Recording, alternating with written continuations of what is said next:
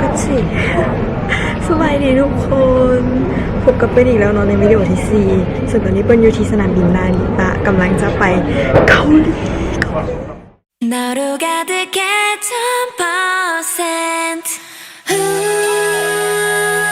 ทุกคนตอนนี้เปิ้ลขึ้นมาเมือง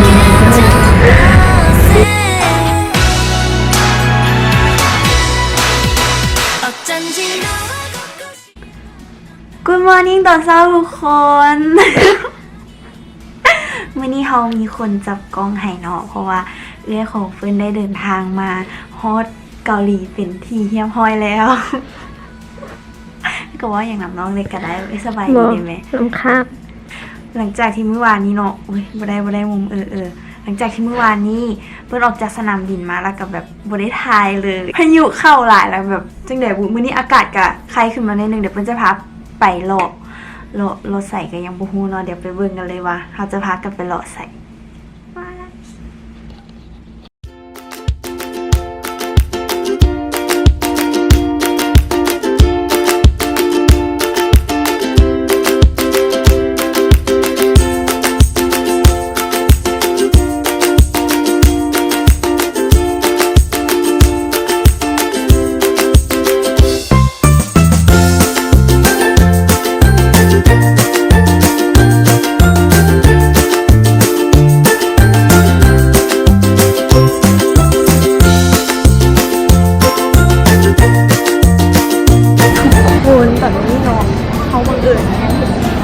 เป็นห้างซีนดาดลาวที่อยู่ฮงแดแบบห้างซีนดาดลาวที่นี่ก็มีหม้อลาวแบบหม้อลาวขนาดแต่ว่าน้ำเจลอย่างไม่ค่อยคือเนาะทุ่งลาวแกงหน่อยห้านหมาหักมาไผ่พานมากลับมาเลยอยู่ฮงแดอยากขึ้นห้างนี้แต่ไม่ได้ขึ้นคนตอนนี้เขาเข้ามาในห้างหนึ่งทอนย่างไก่ซึ่งเขาสั่งไก่เผ็ดละกะจ้าจางเนาะคนบางคนกินอย่างไม่ค่อยได้ราคากะอันนี้15,000 วอนและนี่เป็น5,000 วอนเป็นเงินกีบเท่าไหร่วะคือคนในใจยามันเหรอยามันเหรอลองมาซิมมันก่อนเนาะเบิ่งตีนไก่เนาะนี่หรอวิตีนไก่นี่ซิมกันเลยเผ็ดบอกเผ็ดว่ะขึ้นต่ำเลยมะเขือบอกไว้เลยว่าความเผ็ดมันสะทุดสะท้านอาหารลาวเลยแต่กะแซ่บๆอันนี้บุกินนะเขาจะมาแตะมื้อแซ่บเดี๋ยวเพื่อนไปกินข้าวเหมือนเดิมเดี๋ยวจะพาไปช็อปของช่วงนี้เราเจอนมกล้วยเราต้องซื้อไปซีแล้ว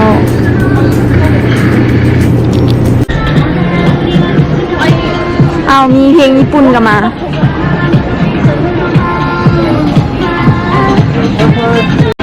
เครื่องย่างถึกเลยเนาะทุกคน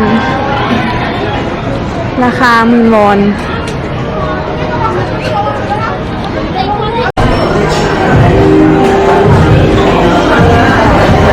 เอาอย่างเจ๊ซื้อเห็ดได้ไหมราคา50,000 วอนนอนได้คุยตลาดเวลาตายแล้วอันนั้นเป็นลิตรน้อยๆเลยด่ะมึงมีปัญญาซื้อแล้วเนาะตอนนี้เขาหมดเงินไปแล้วตอนนี้เขาเข้ามาชูแล้วโคตรแบ๊วเลยแผ่นมาเครื่องสไตล์นี้มักโบเจ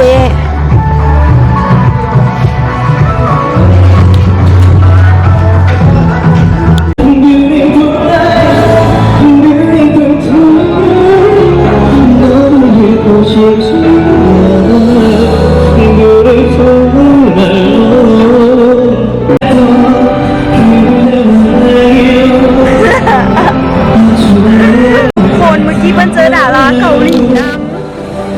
เห็นเกิดผู้หญิงเนาะรู้ว่าเป็นวงไหนแต่ว่าผู้ชายเห็นเป็นผู้ชายมันอยู่ในการที่อย่างก่อนจับให้ได้ไรให้ทันถ้าใครมักเบิ่งรายการพวกของเกาหลีอย่างแหละเราจะออกรายการตลอดเลยได้ยินเพลงมั้ย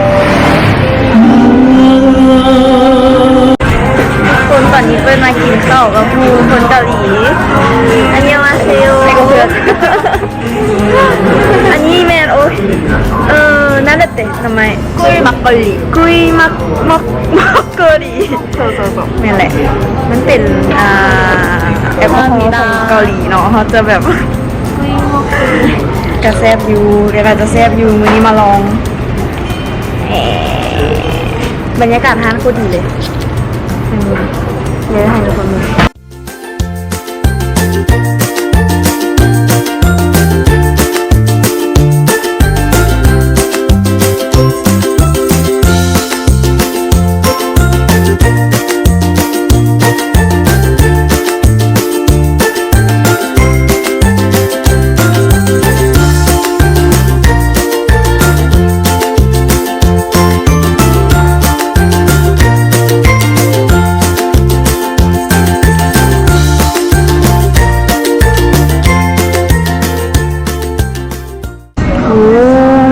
ออกมาแล้วเป็นกาแฟขนาด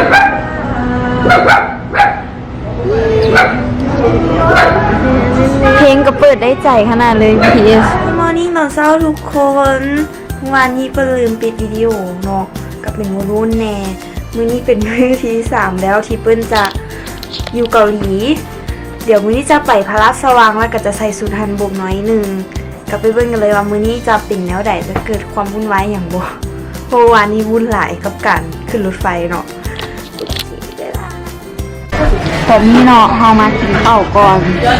มากินไก่อยู่แถวเมืองดงทุกคนตอนนี้เฮามาแวะห้านสตาร์101ที่ขายเครื่องถูกๆนะของเกาหลีนี่ถูกน่าฮัก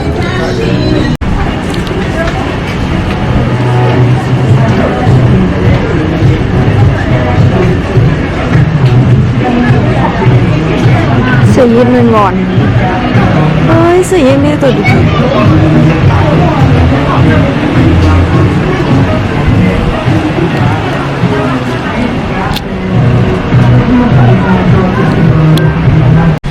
ฮายทุกคนเป็นยังไงเปลี่ยนไปวะนี่เนาะบูได้ยังทั้งถ่ายวิดีโออยู่ตอนนี้น้องเขามาเปลี่ยนชุดอย่างเรียบร้อยแล้ววิดีโอก็จะตัดไปตัดมาเดี๋ยวเขาจะไปงานแถวหมู่บ้านมูฮานและกับพระราชวังนะคะเขาไม่ไม่ย่องเตะเลยย่องสุดตอนนี้เขากำลังย่างไปหมู่บ้านหนึ่งก่อนบอกอย่างเงี้ยที่มันแบบเป็นมูฮานบ่จือเขามาเซาสุดอยู่วันเดย์ฮันบกเนาะเขาเชิญในอินเทอร์เน็ตอะไรซึ่งก็โอเคดีผมมีเฮ็ดเองเลยแต่ว่าพวกแอคเซสซอรี่อย่างทั้งหลายที่อยู่หัวนี่มันจีมาเลยกระเป๋านำ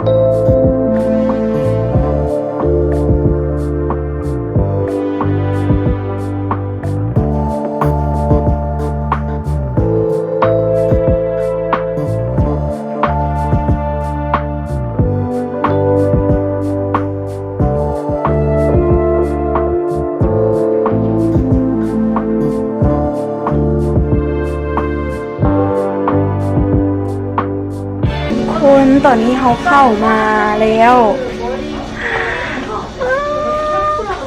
คืออยู่ในหนังเลย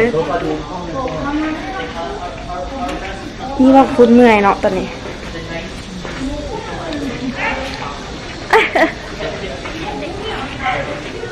ต้องแบบตื้อตามเปิ้นมาเขาจะพาไปหาเจ้าสาวเป็นนักเอกมันจะต้องแบบน้ำเปิ้นมาว่าเป็นหนังเกาหลีเป็นหนังอินเดียเลยเพิ่น มองแบบนั้นบอกเปิ้นคุ้นว่ามันมีอยู่ในหนังนักเอกมันรอดหนีไปแล้วไม่มี เรื่องใด เรื่องแบบฮู้คุ้นไปหมดเลยมันคือแบบกลับชาติมาเกิดแล้วมันมาอยู่แบบที่ตัวเองเคยจัดมาขนาด มันยังเป็นนางสนมอะนะ ต้องเป็น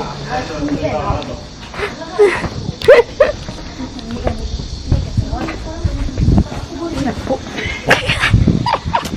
สุดนี่กันไหนเนาะ เอารอดออกมามีความแบบเจ้าหญิงเสด็จไปกันเลยนะคะเห็นรูปประตูนี้เนาะแบบนี้มันโคตรบีบเราเนาะ มันคือว่าต้องรอดก็ได้เพิ่น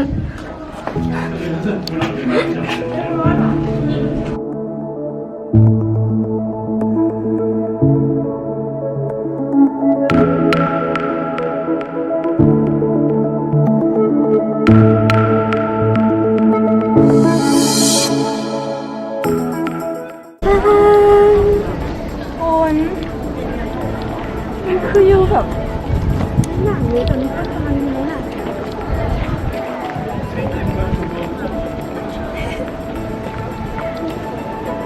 งา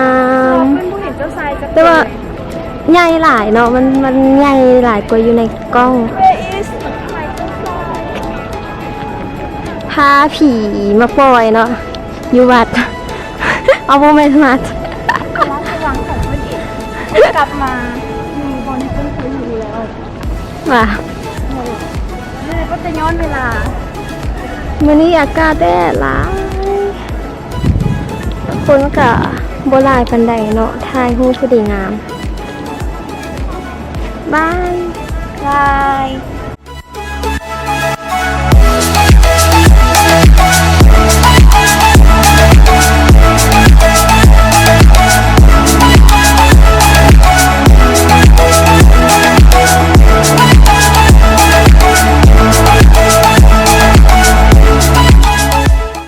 ตอนนี้เขาออกมาแล้วเนาะอากาศแบบร้อนหลายแล้วเขาก็เลยกินบูชูเลยซะกะชานมไข่มุกเดี๋ยวขอปิดวิดีโอไว้แต่เท่านี้เนาะถ้าเบิ่งต่อไปว่าเขายังจะอยู่เกาหลี2 มื้อเขาจะพาคุณไปลินไซอีบ๊ายบาย